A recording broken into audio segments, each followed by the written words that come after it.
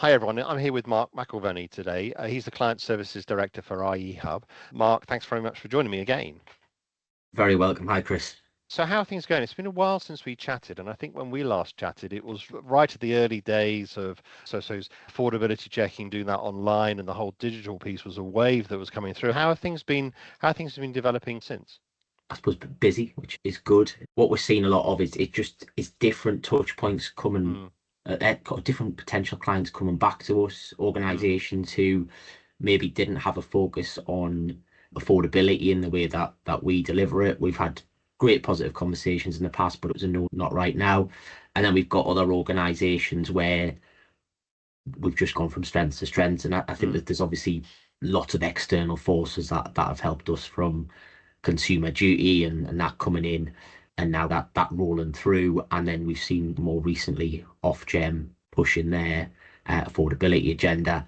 And also with Ofwat, we've had a lot of organisations who are now planning for their next AMP, where affordability, social tariff delivery is again high on the agenda. So it's meant we're doing a lot of things in lots of different ways for different organisations at the moment. yeah, the affordability piece in the financial services world with the consumer duty with the FCA has been a thing for a long time. Yeah. And I know you were making inroads into the utility space back at the time. Has that now started to really increase, where they're seeing this much more sort of structured affordability tests to test, I suppose, people's vulnerability and applicability for social tariffs, those kind of things? Is that sort of ramping up as well as just the financial services world? Yeah, so probably since we last spoke, so we work now directly with a few energy providers. So they have now an affordability assessment Mm, baked into their process.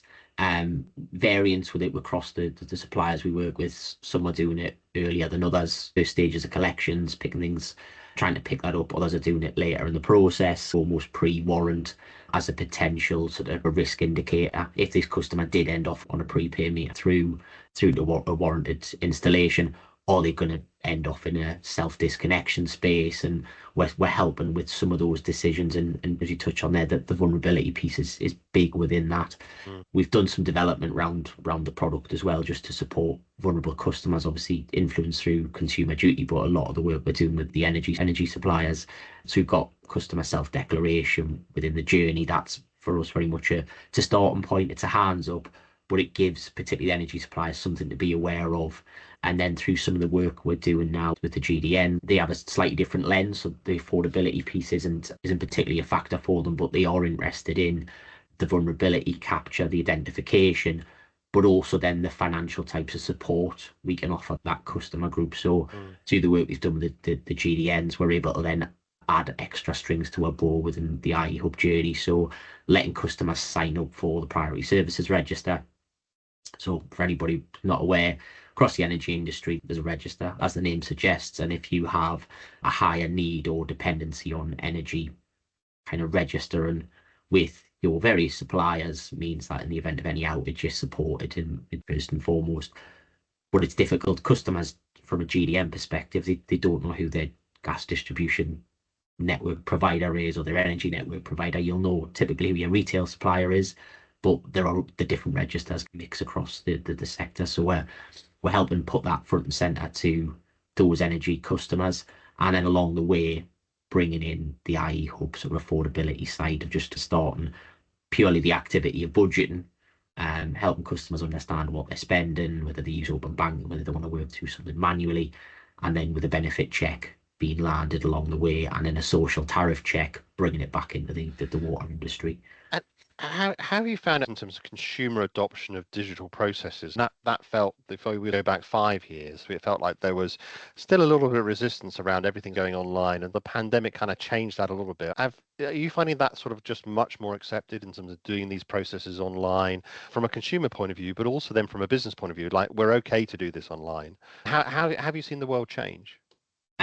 Probably just more of the same. More people, more open to going down a digital journey. Of course, there are people who go into kind of that digitally excluded space, whether that's through digital literacy or just access to data. That still exists. That's something we are ever acutely aware of. From a partnership perspective, the organisations that we work with, they're doing more online, which is then essentially bringing more individuals our way and opening up more opportunities. Probably the breadth of organisations that we work with as well has changed, and again, some organisations that are newer, people like Fuel Bank Foundation, who we work with, they've got digital engagement with their users, and ultimately that in turn brings a new IEHub contact through, in addition to the fuel voucher service that Fuel Bank Foundation are offering. And you mentioned just a little while ago around how you can be almost like the central point for also like third party potentially data or third party applications, one of which was open banking. How you found the adoption of open banking? What have you seen from those kind of stats point of view? Probably in the last few years, very little change. Mm, We typically see somewhere between a quarter and a third of users choosing mm, to use open banking. Admittedly, we've been quite sat on the fence from an open banking perspective. mm, Personally, I use it, like it, but we then make it just an option A, option B within our journey, setting out the scene of, if you do it this way, this is what you can expect. If you do it this way, this is what you can expect. But customers are still making the choice to go through more of the manual journey as opposed to open banking. We are seeing more interest from our clients through open banking, particularly from a validation point of view. We do flag the I&Es differently within our journey if they've been completed completed using open banking versus a manual journey. But we are seeing more interest in wanting to look at that data, looking to validate and use open banking to pick out some key points in the journey. We are quite careful in how much validation we offer from an open banking perspective, given that typically it's a backward looking view, and we've got mm, customers who are trying to set a plan going forward, mm, typically navigating some form of life event, which might mean their open banking profile says they had a salary of X, but mm. actually that ended on a very specific date, and going forward their world's different. That can bring them back into the benefit claim space.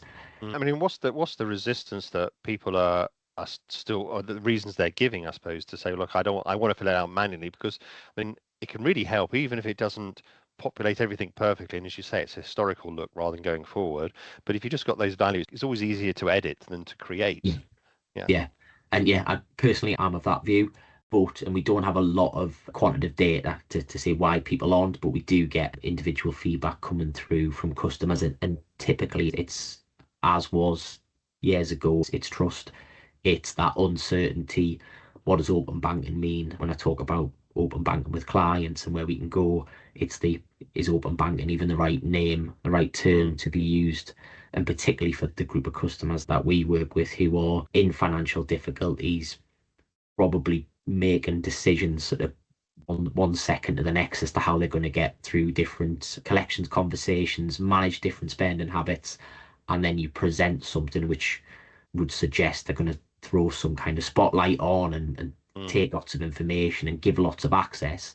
In reality, it doesn't. The customer's in control, but that's Mm. the perception the customer has. And as I say, we give the option in the journey, we describe what each does, but our take up hasn't changed Yeah. significantly over the last few years. It's interesting. I just wonder if it's going to be a bit like digital adoption, if it's going to be one of those things that just takes time and it'll reach a point where then we just accept it. I think AI is a little bit like that as well, which Yeah, is this time last year we were very worried about privacy, and it was like AI's hallucinations and all sorts of resistance. But you look at it now, it's just getting embedded to a lot of our processes, and we don't really seem to mind quite so much, it feels. definitely. And I think that is the path we'll end off taking with open banking as a general population. Mm, It's people will use it, and probably not the right term, but in mm, nicer settings than debt collection. So whether they're going for a mortgage and you're asked to do an open banking pull for your new mortgage provider, that's a more positive experience, or certainly from the lens of, I'm going to have a new house at the end of this. Yes, I'll do mm. open banking. It's a no-brainer. Whereas you're in collections, it feels like there's more threat there. But as more people go through different interactions, different engagements to open banking, it will become more commonplace. And then what about the sort of the back end of the journey? You mentioned it already around benefits calculation, but also like things like vulnerability identification, priority services, register links, but then also benefits calculation. That's almost like that's another service that gets added on. But I suppose people are getting something from that, aren't they? So I imagine that's relatively popular in comparison. Yes, we have done for a long time. We have a B2C direct channel to IEHub. So it is one of the messages that we put out within social media. And we don't do a huge amount in terms of advertising. It's a space that we look after rather than promote. It is something we'll and do constantly look at over time.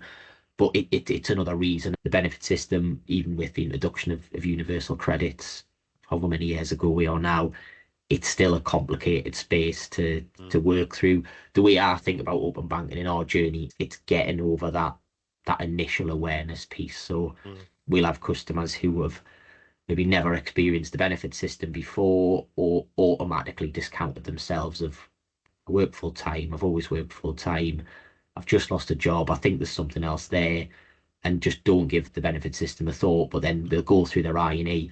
Some of the values that we're seeing at the end are significant, where customers are missing out on north of £400 per calendar month, and that's happening in 70% of every I&E that we're producing at the moment. So big numbers and enough to the point of bringing that eye-opening moment for the customer. And when you're at clients, and particularly new clients, what's your assessment around readiness of this kind of centralized INE, SFS ready kind of portal kind of technology, which is really what you guys do? But what's the readiness when you go into clients? How many people actually have processes versus using spreadsheets or sheets of paper or those kind of things? I'm sure it's evolving every time you do an implementation, it evolves. But what's your state of your assessment of the readiness within the various industries around using this process? Still massively varied. So we will see organizations, and I'll see it, and for obvious reasons, more so within financial services, organizations that have built out their own capabilities and gone through multiple iterations over years and years of development, where they've got I&Es built into their apps, into their internal systems, different data partners helping with that. There are some that are a long way down the line. But equally, we're having calls and in within financial services of we use a spreadsheet and we make an outbound dial to the customer. We get the customer on the phone and we will spend 35, 45 minutes going through the SFS template. And at the end, the spreadsheet adds it up and we drop that into our policy, and that still exists. And probably the mix of that hasn't really changed over time, even with the introduction of consumer duty, putting more of a lens on affordability assessment. It seems we've had Excel 95 and we'll continue now. We'll have Excel 2024. It's still an Excel spreadsheet. It might have a few extra buttons on and look a bit nicer, but it's still that fundamental process, and it becomes an export of the Excel and attached to the customer's account within the system, and that's the evidence piece. So from a portability point of view, there's options there, and sending out, attaching the Excel to emails, and we see organisations doing that, happy to do that, but we can obviously present what we do in it, and we can take them on. Yeah, the piece I find really interesting is you have to reassess affordability like repeatedly, really, if you really want to understand where customer situations a plan might break, or you might get to the end of a plan and then you have to reassess it. And I suppose having that available online to then again edit rather than recreate seems like it's a massive kind of benefit. How many people are like embedding that within particularly like things like forbearance plans as an example, but also like reassessment programs and those kind of things? Is that becoming an increasing use case? Yeah, that's happening throughout. Probably different interpretations of the rule or dictating different regularities, different checkpoints within payment plans. So we'll see anything from the quarterly review, where some clients want an updated I&E every 3 months, maybe every 6, some annually. We do have a few that are looking at it or considering looking at it more regularly than that. What we do have with a platform is just the benefit of a constant customer engagement option. So we do see customers logging in regularly. So we're talking maybe every other month, updating their I&E and they're sharing proactively. And then there'll be different trigger points, different push points for those customers, depending on what their debt portfolio looks like, depending on which credit has a nudge in them at any particular point in time. But then they can send that same update to every creditor and potentially save themselves the time down the line. That was going to be my other question, which is around, I suppose, data portability. And I think you mentioned it earlier, which is how often do you find that people are using that between different creditors or requesting that it gets used to creditors maybe who aren't on the system where they can't see the same customer account? Because that was definitely a theme that's been coming through in some of the recent regulation in terms of understanding, making it more portable and understandable. Yeah. So for us, that was part of our outset. We don't want IEHub to be closed shop, regardless of Mm, who joins the IEHub network. The network side's growing, but we don't work with anyone. We'll with everyone. We probably never will work with every organisation in the land, but we don't mm, want that to limit our users. So we do see customers who download their INE. We presume they'll email those on. But what's been a big growth this year is free post. So we'll mm, post the INE out to any organisation that the customer requests. mm, Probably the biggest space where we see those free post requests is the water industry. We work with about a third of the companies in the industry already, so that can be a digital share through our share list. But because we want to layer in that benefit for our users, we'll flag that the customer looks like they qualify for a water social tariff, and the way to start mm, that journey, they can share their INE. That's all messaging that we put in. And then the customer, if their supplier isn't on the network, will request a free mm. post. So that's just going up month on month. Yeah, yeah, right. It's interesting. And where do you see us going from here in terms of next steps development? So we've got the obviously centralized capability, you've got additional data that's coming in, you've got the portability that's coming in. What do you think lies next for us in 2025? I suppose for us, the buzzwords at the minute are, close the loop. How do we Mm, close the loop? How do we pick up that next bit of contact? How do we look at the outcomes? So one space that we're looking at, we get asked about a lot, is the benefits. Coming back mm, to the benefit piece, there are some, as I said earlier, some big numbers in there, some big potential to help support the customer. But we know within the benefit system, we can do the eye-opening piece, but there's still a claim for that customer to go through. Some will be capable, they will go off and do it. Others will have a challenge. So we've got some different conversations going as to how do we handhold some of those mm, users. We've recently partnered with an organisation called Make Life Better, who can do that. So we're working on a handover to be able to take the customer from the end of the IEHub journey with mm, specific criteria in mind, and make an appointment with a Make Life Better agent who can then walk them through that case ultimately until that customer has got the money we identified in their pocket and possibly some other options that Make Life Better can bring in. And that's probably the big one. It's how do we get it from the customer at the end with lots of options, turning those options in more into a reality, and connecting the dots back to the credit as different support organisations. We started working recently with citizen advice. We've worked with debt advice providers for a good while, but actually partway along that INE, we know whatever the customer does and connect with the creditor, there isn't going to be a payment arrangement available. mm, So is it right for those organisations to be connected to the customer? So we're building the debt advice connections. We've got creditors asking how can we support them in their debt advice policy, their debt advice process. Obviously, they don't want an agent on the front line to miss an opportunity and set up a plan where maybe one shouldn't have been. So again, using the data, setting rules based on the individual organisation's policy, signposting debt advice to the customer, and then within our agent side of the portal, letting that agent know the customer was signposted, or maybe they should have been signposted and they didn't pick up on any more flags to take that journey forward. Now, it's interesting how all of this, the technology and the almost like it's becoming an ecosystem, isn't it? Where you have lots of Yeah. different suppliers, and it's like, and you can start to see how we're like linking and drawing all the separate suppliers together to almost create this almost like web of interaction that's happening in data sharing. It's quite fascinating. Maybe we want it to happen at a faster speed than reality kind of Yeah. happens sometimes, but you can see it changing. I think over the last sort of 3, 4 years even.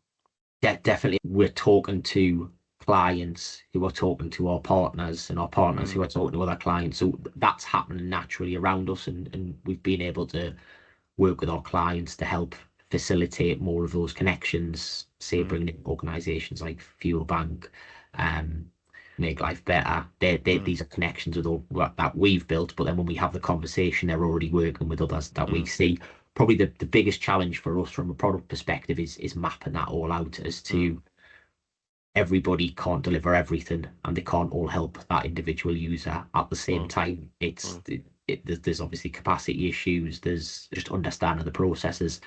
So when we build them out, it's being careful about those journeys and mm. presenting the right information at the right time and trying to give it some form of priority order. We tend to take an approach of what's the biggest bang for your bucks. If you make one decision what would make the most difference to that individual, probably more so from a financial standpoint. That's the easiest one for us to quantify, but it's a challenge. We work with different partners to understand the breadth of their service and where they think they should sit as well.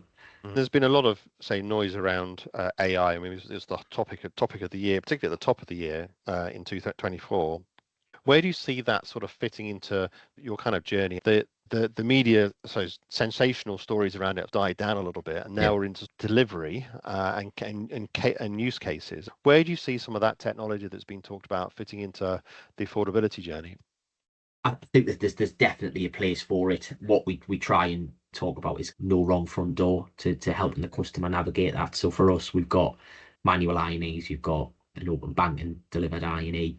It's then what are those other options? Is there an AI voice? Is there a navigated chat version of the INE that we can facilitate? And more of the interpretation of the data. Then we capture lots of information on the way that isn't just a standard SFS question. How do we turn that into something more meaningful? Is that way where AI can help us? And of course, the more users, the more clients we take on board, just from a general customer service perspective, there's more navigation, there's more questionable support we can bring in using things like AI. I suppose the counter of that is we need to make sure we're aligned to our clients as well, and what's their current view on AI? Does that sit in any of their existing journeys? Do they see it as a threat from a collections perspective, or would they be nervous from a regulator's point of view if a decision, I don't know that anybody out there's that far in sort of decision-led AI, but if there was an element of AI in a journey and ultimately dictated even a slice of a decision, is that something that our clients and partners would be comfortable with? And would that stand up to regulatory scrutiny? So we have lots of conversations. We have to make sure we've got contracts and relationships that we have in place and we want to protect, but we do want to keep driving the product forward. So AI is not something we can ignore. The whole space is just changing so fast, right? And I think the other piece is the human factor as much as the technology factor in terms of that whole trust factor as well. So we become more accepting as time goes on, it feels. Yeah, but I suppose it's back to that no wrong front door. It's horses for courses, or whatever sort of term you want to throw at it. We will have some customers who will absolutely prefer to have a journey where they are faceless, where they can put information into a box, whether that's through an AI, through a chat, and deliver it without any human interaction, because that gives them the type of protection and that they want from the journey. But equally, yes, as you say, there's the elements of trust of, I don't want to give my number to a robot. I don't want to have that type of interaction. I want to speak to somebody. I want to be supported. I want that person at the end to understand what's got me here from a financial perspective, and then I want to have a conversation about what can I do next? How can you help me? What can I do? And it's just giving those options to make sure that the right people go through the journey that they prefer or is right for them. The other thing that you have a very interesting view on is obviously you have a lot of the data that's coming through from customers and have a bit of a central helicopter view around what's happening from an economic point of view. What are you seeing as sort of in broad brush terms in terms of affordability within the country? There's probably a whole other set of conversations we can have around this. But what we've done more so recently is we've been working with a partner in Foremost for a long time, and they do a lot of analysis on our data. The lens that they've taken essentially has been looking at what does our INE data do compared to ONS. So we know ONS has a bit of a lag on it. We know organisations are building different models with ONS, but then with an element of guesswork in the middle, where the IEHub data it's real time. It's up to the end of the previous month, and they've been using that to map where we are in the world. So skeptical view, looking at it from day one is, well, what difference does it make? And we've done some validation, or rather Foremost done some validation and looking at what do our spending habits do against real world data points that we can track. So looking at things like the energy price cap, and what was interesting to see from our side is our spending, our customers spending against energy literally followed that same curve of the energy price cap. Similarly with things like petrol and diesel costs, the transport costs following that same. So we are seeing and testing that type of behaviour. Some of the interesting things we've seen just getting into the data is the types of decisions that people appear to be making. So obviously where energy spends and things like that are tracking the cap, and they're probably things that are more difficult for individuals to control. We're seeing those follow that type of spend, whereas other elements, things like your food and housekeeping spends, they're dropping. So people are making more conscious decisions. The things that are and within your SFS world, your things that could be you're loading your essentials into your luxuries. The luxury side of that, the spend within that area is coming down, has done over the last year, and we think that's people making conscious decisions, just even pushing the trolley around the supermarket. Yeah, it's absorbing the resilience that we all have. Yeah. Essentially to make budgeting tighter to a certain extent. And I suppose just looking into the future, where do you see, what do you think is going to happen from an economic outlook point of view, draw those kind of trends? What's your kind of take on the future, and then take from a future from a product development point of view in terms of the need for it? I think probably we're in for a 2025, another year of more of the same, probably high levels of arrears. Just reading this morning, credit cards, debt levels increasing. I think we will see that same trend going forward, and probably just continued complexity from a customer perspective of it's gone are the days where your debt was a credit card, a store card, and a loan. It is spreading within to your energy, your council tax, all of those priority debt spaces, and the tools, the options to get out are still complicated. Lots of organisations are doing a lot of good things, from water social tariffs to different types of forbearance available, but it's helping the individual users navigate that. And the more options that are out there, ultimately the more difficult it is for a customer to navigate. So we're looking from our side, as well as presenting lots of options, to build in decision and to support our clients, so we can help their customers and help their agents identify the right fit. What does the customer need? What are your current policies, procedures? What are your forbearance options? And then help them do that matching. Fantastic. So it's an interesting journey that we're all on, actually, in terms of understanding some of this stuff. And I suppose the digital adoption piece is interesting, how it's sort of like every time we speak, we seem to be more used to it to a certain extent. But it's been an interesting journey the last sort of 5 years, and it'll be interesting to see where we go from here, really, I think. We'll have to get another catch up. Thanks very much, Mark. Really appreciate it. Very welcome. Thanks, Chris.